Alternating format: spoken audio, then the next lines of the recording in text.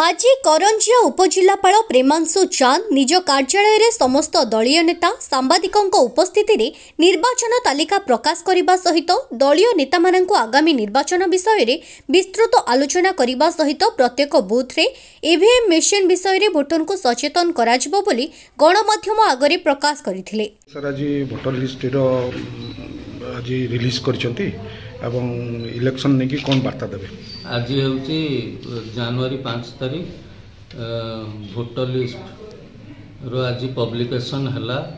आमर sub division under रे दुई गुटी निर्वाचन मंडली अछि 30 करंजिया एवं 26 जसीपुर। 30 करंजिया रे 1,97,868 भोटर अछंती एवं जसीपुर रे 2,15,460 भोटर अछंती। एथिरे रिमार्केबल विषय हला जेंडर रेशियो 1000 पुरुष रे 1026 जन महिला अछंती करंजिया निर्वाचन मंडली रे एवं जसीपुर निर्वाचन मंडली रे प्रत्येक 1000 पुरुष रे 1008 गोटी महिला अछंती। तेणु पुरुष भोटर अपेक्षा महिला भोटर संख्या अधिक एवं एई थर आमे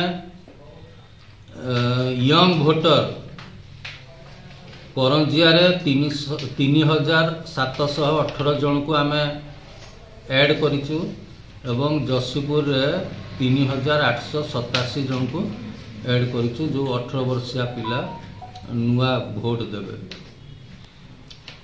एवं मु आशा करुच्ची जे पॉलिटिकल पार्टी भोटर तालिका उपरे